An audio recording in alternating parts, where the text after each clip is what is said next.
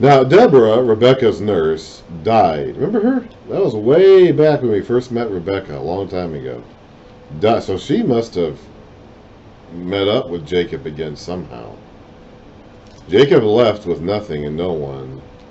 Somehow when he came back, he got Deborah. I don't know if he saw Rebekah again or not, but he got Deborah somehow. Deborah joined him up with him at some point. Deborah, Rebekah's nurse, died and was buried under the oak below Bethel.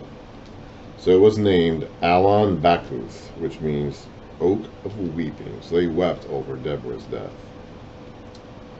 After Jacob returned from Paddan Aram, God appeared to him again and blessed us back from Laban's area.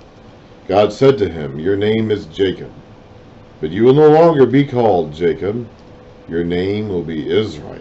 So he named him Israel. Jacob means he grasps the heel. Figuratively, it means he deceives. And Jake in Israel means he struggles with God.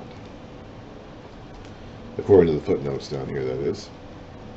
And God said to him, "I am God Almighty." That's the El Shaddai. "Be fruitful and increase in number." God Almighty. El Shaddai is one of the common names for God. It's often translated in our English Bibles as God Almighty. Be fruitful and increase in number. Remember that? We've read that before. A nation and a community of nations will come from you, and kings will come from your body.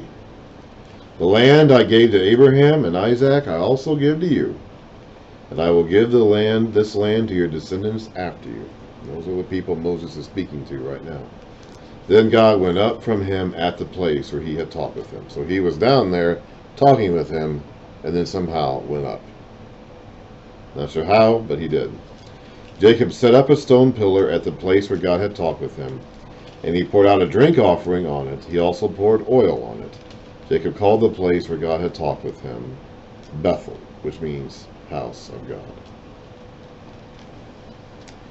Then they moved on from Bethel.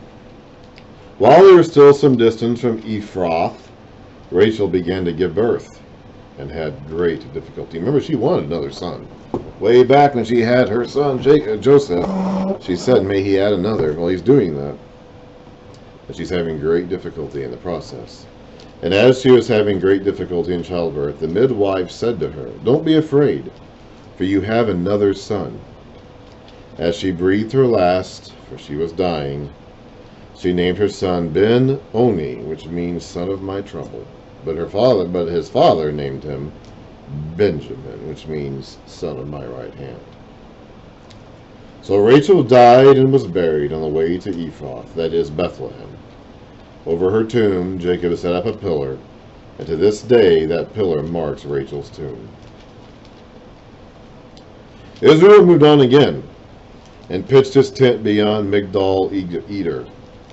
While Israel was living in that region, Reuben went in and slept with his father's concubine Bilhah, and Israel heard of it. Now that doesn't get as much attention as the story about Simeon and Levi, but that's in there for the same reason as that story was, to explain why Reuben, who is the actual firstborn, by the way, gets passed over for the birthright and blessing. Let's go down to chapter 49 and read Jacob's blessing to his sons.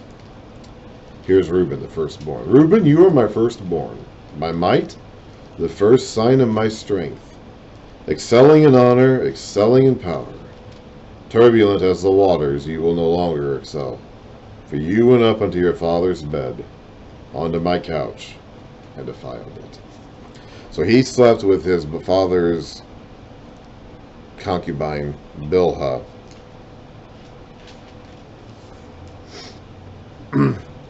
Bilhah, let's see here. Let's go back and make certain that we know what this is all about.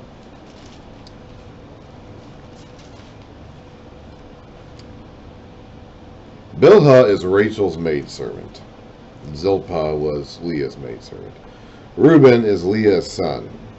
So after Rachel dies,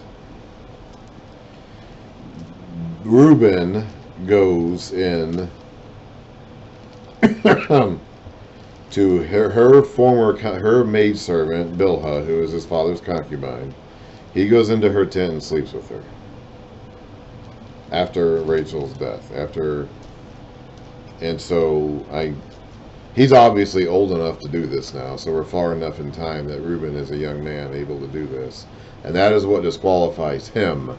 And he's the firstborn, so this would normally be his right by just virtue of existing.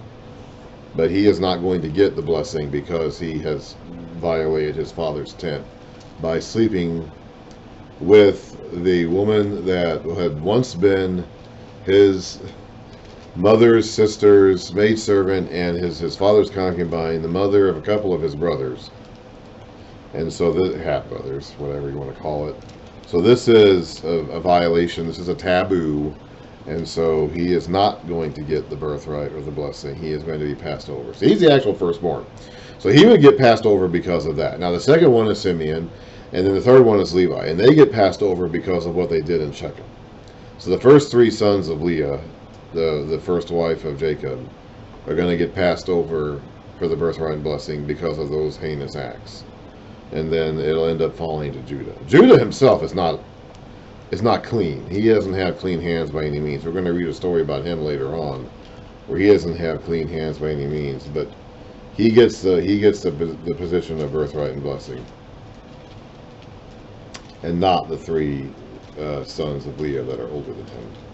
Jacob had 12 sons. The sons of Leah: Reuben, the firstborn of Jacob; Simeon, Levi, Judah, Issachar, and Zebulun. The sons of Rachel: Joseph and Benjamin. The sons of Rachel's maidservant Bilhah: Dan and Naphtali. The sons of Leah's maidservant Zilpah: Gad and Asher. These are the sons of Jacob who were born to him in Paddan Aram. Actually, Benjamin wasn't born to him in Paddan Aram. The others all were, though. Jacob came home to his father Isaac and Mamre, near Kiriath Arba, that is, Hebron, where Abraham, Ham, and Isaac had stayed. Isaac lived 180 years. Then he breathed his last and died, and was gathered to his people, old and full of years. So he actually lived longer than Abraham did. Abraham only made it to 175. And his sons Esau and Jacob buried him. Just like Isaac and Ishmael buried Abraham, Esau and Jacob together buried Isaac. I don't know about Rebekah. We don't hear about Rebekah's death. She may have died during that time when Jacob was in Paddan Aram. I don't know.